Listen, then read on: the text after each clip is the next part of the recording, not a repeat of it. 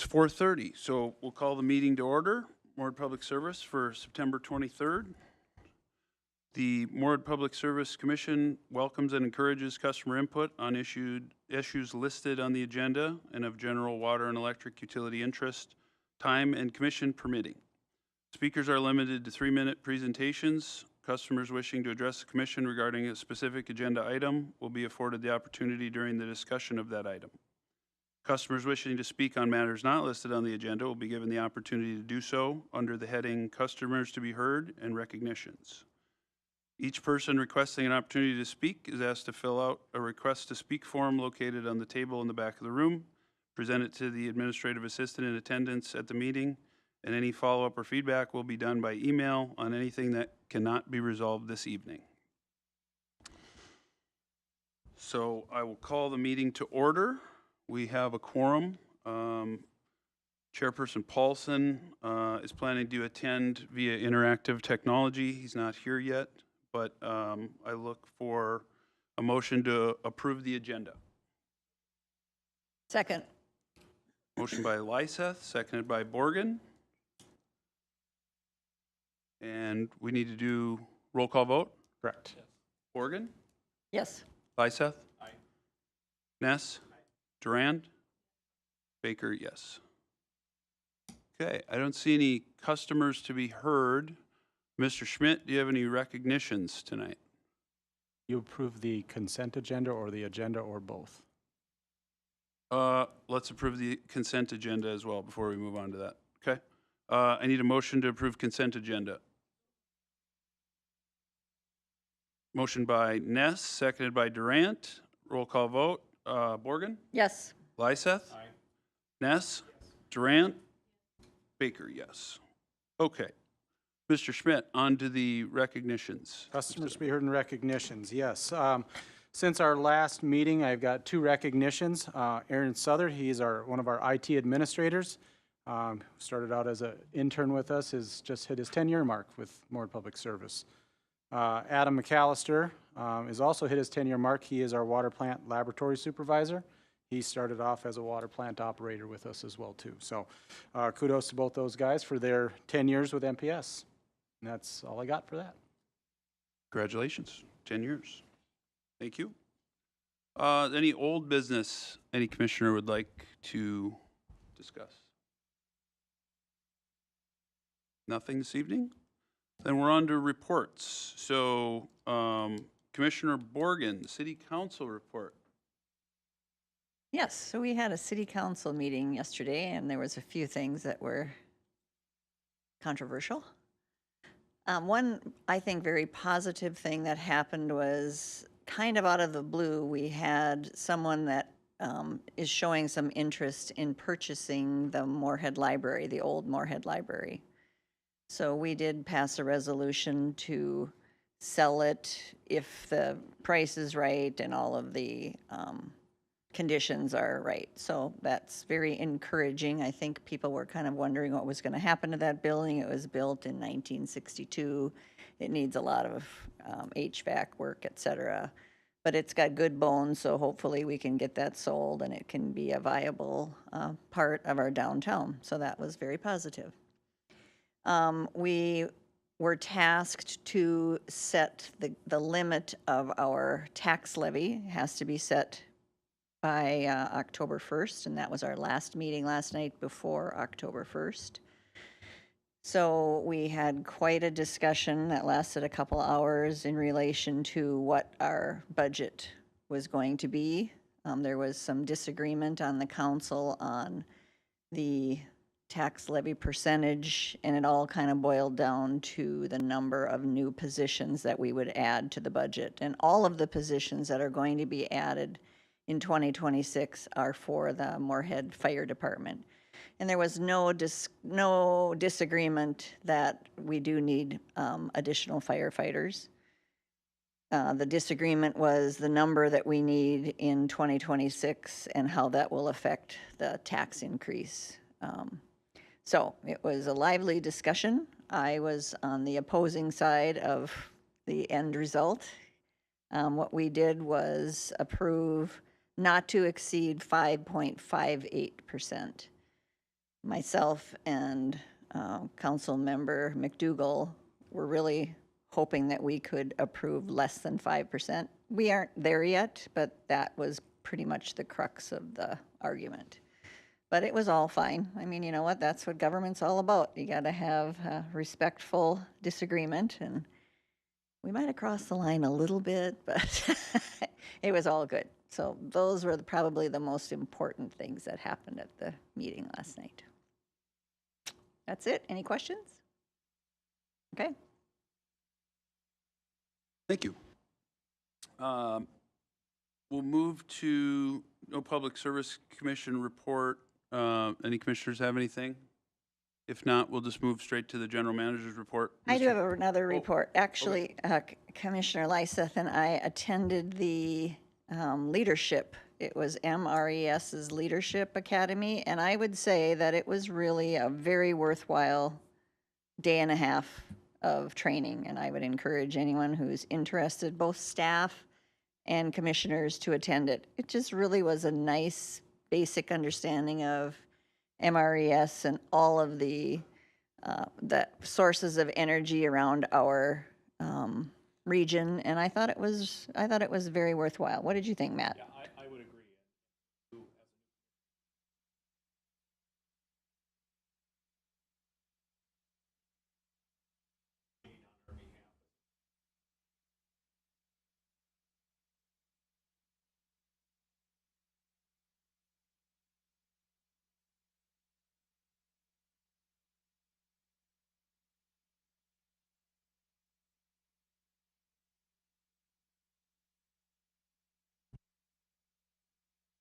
Nice. It- How yeah, often? So how often is annually?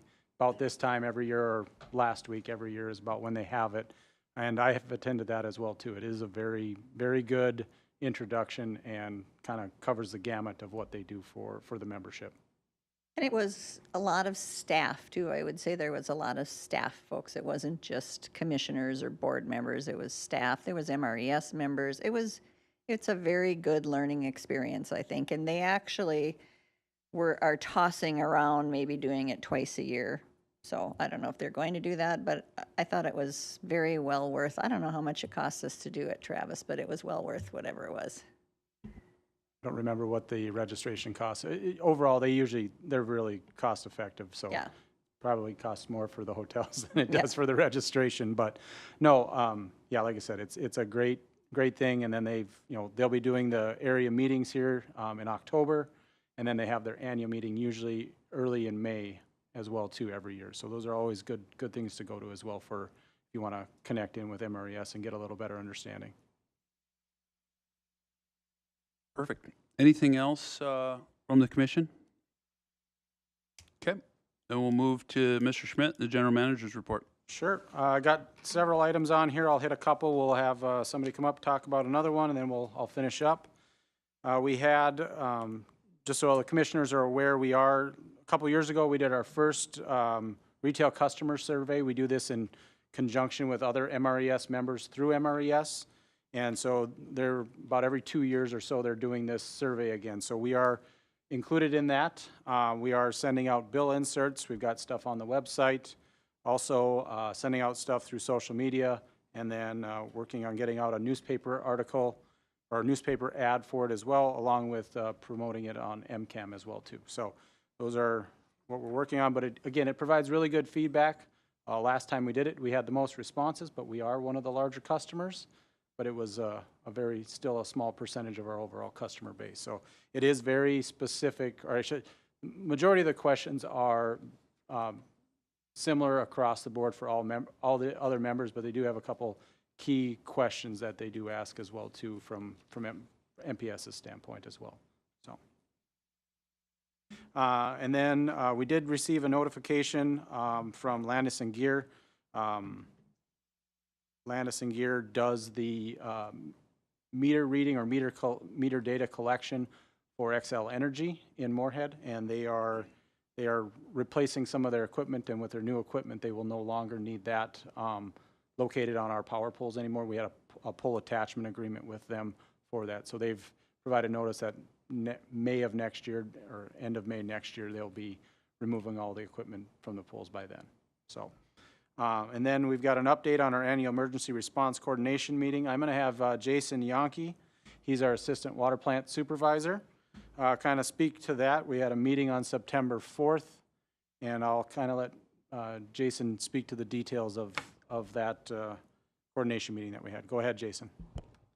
Hi, I'm Jason Yonke, Assistant Supervisor at the water plant. So Moorhead has been required to have a risk management program for their chlorine storage that we have on site. As part of this risk management, we have an emergency response coordination section of it. And formally, when we took on Municipal H2O as our consulting to help us out with this, they wanted us to be more formal with it. So we accepted their plan, and we had to do some more documentation and hold an annual meeting. We've been doing this with the fire department for every year. It's just we haven't really been having a formal meeting. So we sat down and talked about our roles of what we would be performing and more tabletop exercises that each the Clay County manager or emergency manager and the fire department would like to have at the water plant to be more familiar with our chlorine and other emergencies that Moorhead Public Service might have.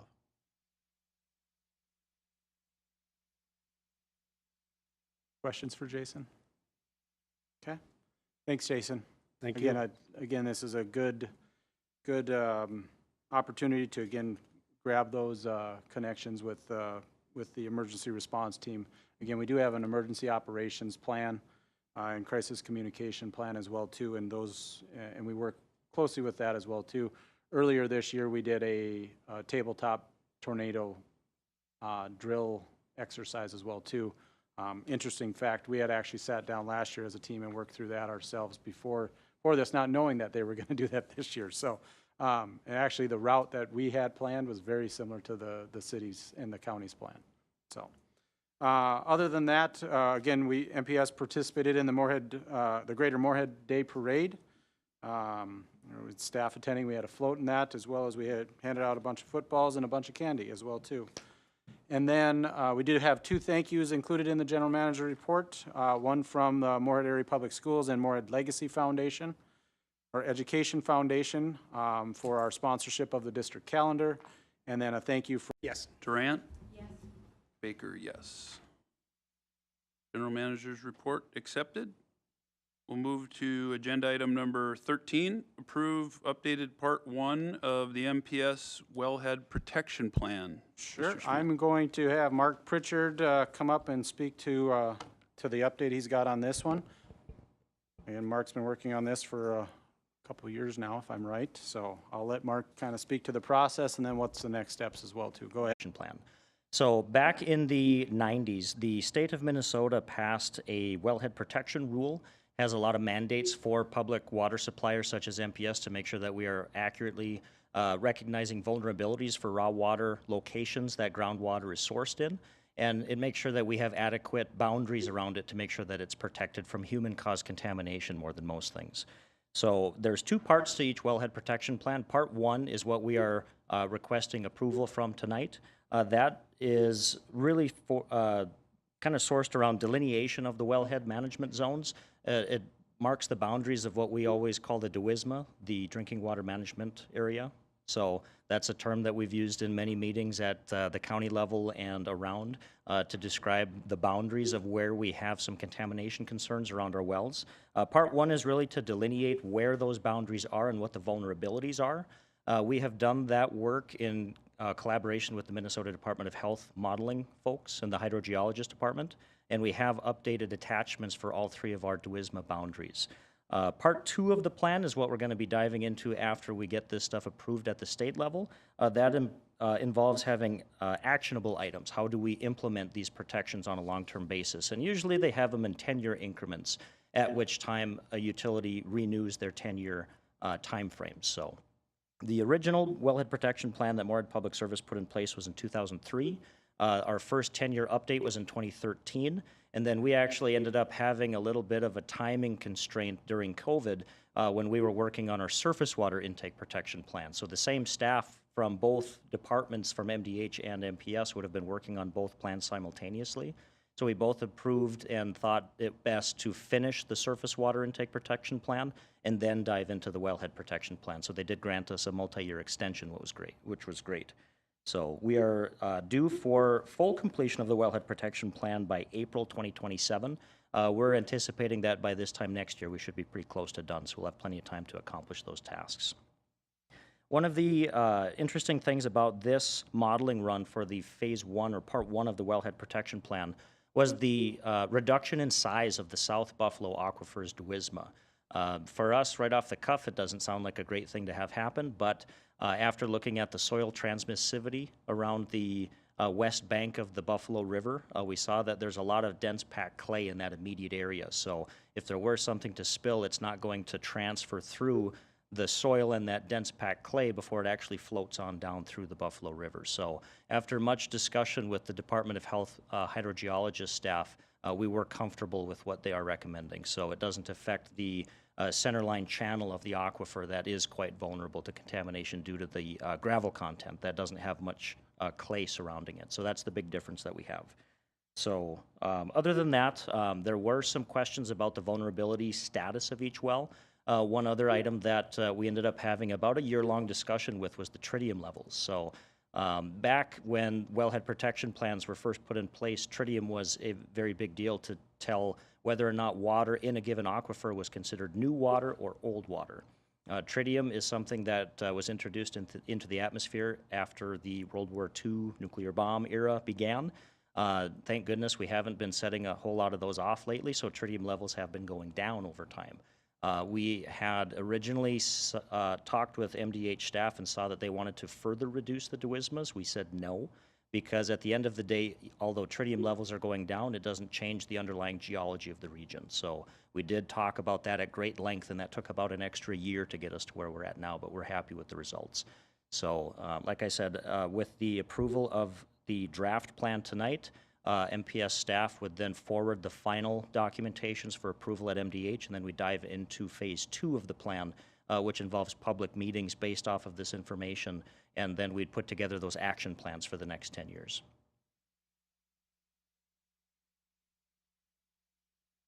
Commissioner Durant, you have a question?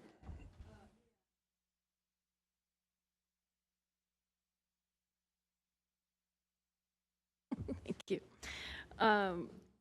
Mark, can you explain a little bit about the maps, especially the north and the south aquifers? Significant portions of those aquifers are colored as high vulnerability areas.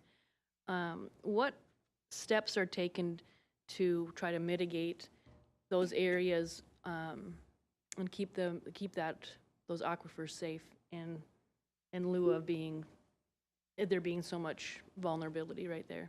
Good question. So it is definitely a multi-agency endeavor. It's something that MPS staff by themselves would not be able to do on their own. That's where it's great to have partners like the county implement so many zoning criteria for the area. That's probably the biggest effect that we can implement to protect this aquifer system, is having the zoning as it is at the county level. That's really where the teeth of our wellhead protection plan lie. Without that partnership, we would not be able to protect these aquifers. So it goes to show over the past 30, 40 years how successful this program has been for MPS and for the county and for the residents of Clay County as a whole. In fact, due to those zoning changes being so effective in protecting this aquifer in particular, it has been a case study in success of adequate protections being enforced, even when it's not so easy to say we need to keep doing this. It has been brought forth to other area conferences in Wisconsin, Iowa, Nebraska. We have fielded questions from time to time from agencies who want to implement something like this. So you said part 2 has action steps. Would we see actual action steps in that part? Like what is being done by the county and other agencies to make sure those areas are being protected? Yes. My anticipation is that our updated Part 2 wellhead protection plan will look very similar to what we have now. So it has a wide variety of action items, and then it's kind of like a checkbox. You know, one year we focus on one particular item. It might have collaboration with other local governmental agencies, and we work together to take care of that action item, and then we move on down the list as we go. So we try not to make it too extreme where we can't take care of the items on that list, but we also want it to be aggressive enough to make sure that we take care of our resources the way we need to. Right, exactly. Okay, so last question, not question, but comment, I think. So for residents who are concerned and are very interested in what they can do to help keep those areas safe, is talking to commissioners, county commissioners, making sure they're on the right track and they're voting to do the right thing by our water and keep those zones the same, those zoning areas the same. I think it's an issue that kind of often is off the radar and doesn't get a whole lot of attention, but could do some significant damage if we had some commissioners who, say, wanted to see some different zoning in those areas, especially in that south aquifer where there's so much of it, you know, colored as vulnerable. People really need to know that talking to their county commissioners is really important in keeping our zones as is, if not even more restricted. I know that's not a lovely R word, but in terms of keeping our water safe, I think it's a good word. We need to make sure that those aquifers are managed and protected and lie in the hands of the public. Yeah. Yeah, and to further that note, you know, one of the things that I'm very grateful for is the positive interaction that we have with county staff when we talk about questions on when specific zoning variances or conditional use permits come through on the Clay County zoning agenda. You know, we have a great relationship over there at the county with some of their staff, and we can ask questions, and usually they're within 10 minutes calling us back, describing full details, forwarding us information from the packet that the county zoning board is going to see that following week. So it all boils down to good communication, and without it, it makes action items like this on the long term very difficult. So it's one of those things that we can't ever be lax on. Did you say that Clay County Public Health is involved too? Are they a partner in wellhead protection? To an extent, yes. Okay. And they are also invited to be one of our appointees for our upcoming wellhead protection team that we're putting together. A few months back, I think it was at the end of May, we had that discussion here at the commission level, and we appointed 2 members ourselves here. We're finally getting the last appointees from these various agencies submitting some information to us, so we're looking to kick off those public meetings in November. Commissioner Ness, you have a question? That information, I appreciate it. One question I have, where on the maps where it identifies the primary well locations, there's the different numbers. I was aware that we had wells in those areas, but there's multiple wells at each one of those sites. Is that what? Correct, yes. So at the North Buffalo well field, we have 2 individual wells drilled into the ground. That's in one single well field.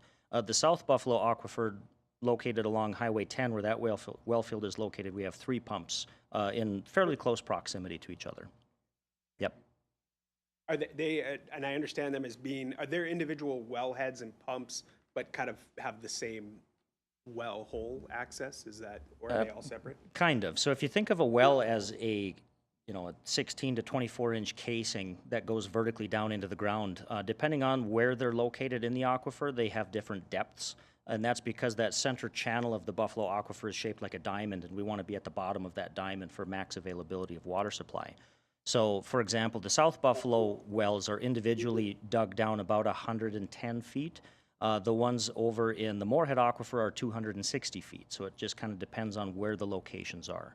So they're individually drilled, and then they have essentially a common header line where it is then transferred back to the plant through the power of the pumps. Mm-hmm. Any other questions for Mark?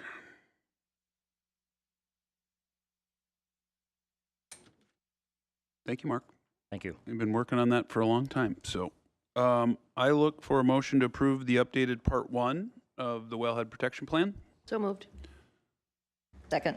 Motion by Borgen, seconded by Ness. Roll call vote. Borgen? Yes. Lyseth? Ness?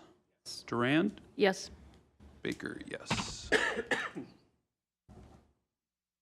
Okay, next item is approved sponsorship request from the Moorhead Business Association for the annual membership celebration.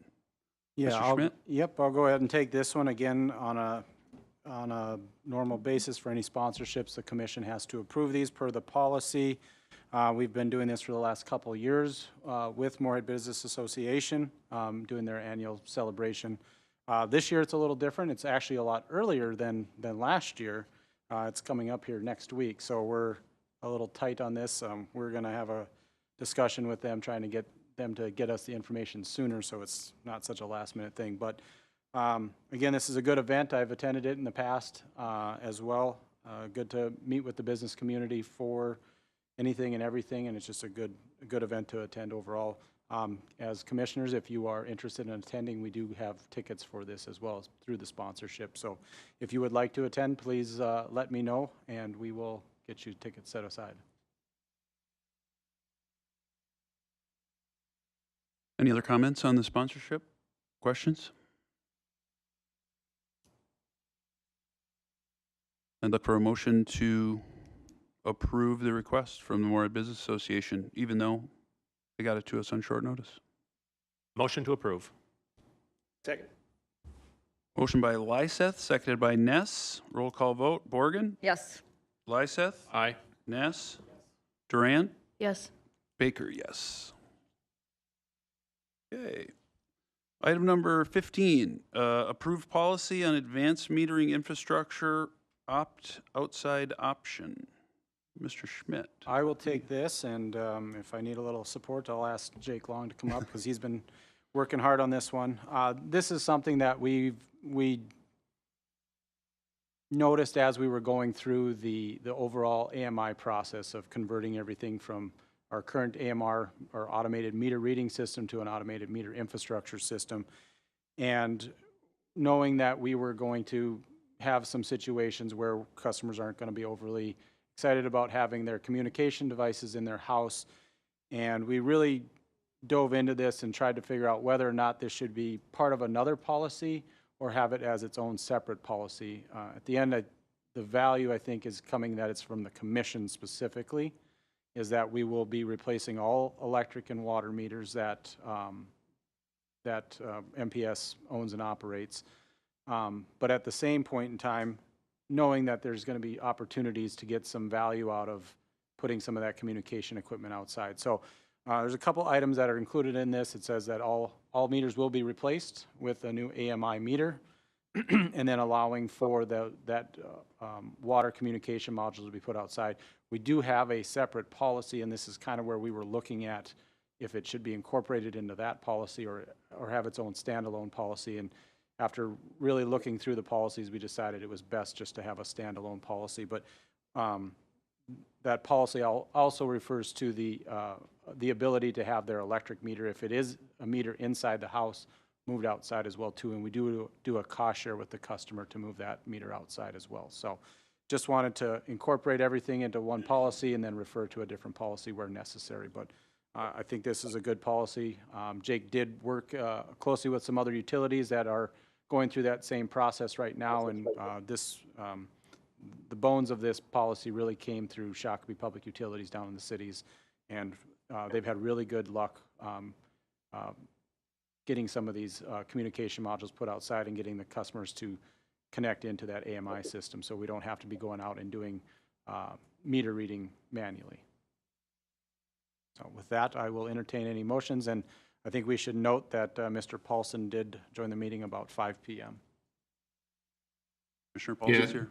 I have a question on having the meters inside or outside. Is there any performance or maintenance issue, inside, outside? Is there any difference? Right now, we're not really seeing any issues with the water communication modules being down in the basements. We do put them up high in the rafters if possible, so that it has a better chance of getting that communication out. The communication modules do communicate to an electric meter. Might not always be your specific meter, but it might be the neighbor's, but that's how that information gets back to our head end. So. Any other questions? Travis, Oh, Travis, I have a question. and sorry for my tardiness. Anyhow, so I just want to make clear that, this, I like this policy. I've seen this before, used this before, and it works out well. But I think we need to be clear from MPS perspective. I mean, these meters are not something that people need to be worried about causing harm, right? Now, of course, you're going to find some customers that may feel more comfortable having it outside. But can you just speak to that? Yeah. Because I know you and I have talked about that, and I think it's important to get that on the public record. Yeah, no, good question or good request for additional information. Yes, so, and the policy states this as well too, there are other communication devices within your house, whether it's a Wi-Fi router or a baby monitor or even your cell phone. Those pieces of equipment, they have a higher level of RF than our meter reading or our AMI system does. So it has less, what do you want to call it, the RF signal is less than some of those other devices that you would have typically in your house. We've had lots of discussions, and part of our overall decision to go with this system over other systems was that communication system that it had and the reduced amount of RF signals that came from it. So, Yeah, thanks, Travis. you're welcome. Thank you, Travis. Any other questions? I just have a point of clarification. So what this policy is saying then is with the new AMI that Moorhead Public Service wants all of these meters outside, or are we saying if yours is inside and you want to keep it inside, you can? I just am kind of trying to understand that. Yep, good question. So if the meters can be inside or outside, if a customer has health concerns with the RF signal, this policy allows for that water communication module to be placed outside on the house. Okay, and then we would cost share with them, so it's not. Nope, good point on that. I'll hit both on both of those. So if the customer wants that water communication module outside, they will have to hire or have the hole cut through the house at their own expense. We will then install the module on the outside of the house. On the electric side, if they have their meter inside and they meet all the criteria, they can hire an electrician to move everything outside, and we will cost share that. I think it's $1,500. Mark is saying yes. So $1,500 cost on that we'll give as a bill credit or we'll cut them a check for that once it's all been completed and we've verified that everything has been relocated correctly. Okay, thank you. You're welcome. Thank you. Anything else? Then I'd look for a motion to approve the new policy on the advanced metering infrastructure opt-outside option. So moved. So moved. Second. Motion by Borgen, seconded by Paulson. Roll call vote. Borgen? Yes. Lyseth? Aye. Ness? Yes. Durand? Yes. Paulson? Yes. Baker, yes. Okay. I will cover upcoming meetings October 7th if needed, Moorhead Public Service, and then the big meeting would be October 21 for the rate hearing for electric and water in 2026. But now we need to close, or I need a motion. Let me read this first, and then I think we're going to close session. So a portion of this meeting will be closed pursuant to Minnesota Statute Section 13D 05 Subdivision 3A because the Moorhead Public Service Commission will be evaluating the performance of an individual subject to MPS's authority. Travis Schmidt, the General Manager. So I will now entertain a motion to close this portion of the meeting and go to closed session. Close the meeting and move to executive session. Second. Motion by Ness and seconded by Durand. Now, the time is 5:06. Need to do a roll call vote. Oh, well, let me do roll call vote first. Horgan, Yes. Lyseth, Aye. Ness, Yes. Duran, Yes. Paulson, Yes. Baker, yes. So at 5:06, we've elected to go to general session. The Moorhead Public Service Commission will now go to the closed session. Only the MPS Commission and designated officials may initially attend this closed session. Mr. Schmidt, we will proceed initially into closed session without you in attendance. So please inform us where you will be, and then we will get you for the portion of the meeting in which you can attend, which the MPS Commission will decide. Thank you. And further action is not expected in open session. Therefore, we will adjourn upon conclusion of the closed executive session. Thanks. One more thing. Oh, Heidi has informed me this will be her last meeting. And so I just want to say thank you for your years of service, both as a council liaison and as a Moorhead Public Service Commissioner as well, too. So thank you very much for your tenure on both the council and the commission. It was a pleasure. I'll echo that, Heidi. Congratulations, and we'll miss you. And certainly thank you for all your service to the city of Moorhead and Moorhead Public Service. Thanks, Joel. thank you, Commissioner Durant.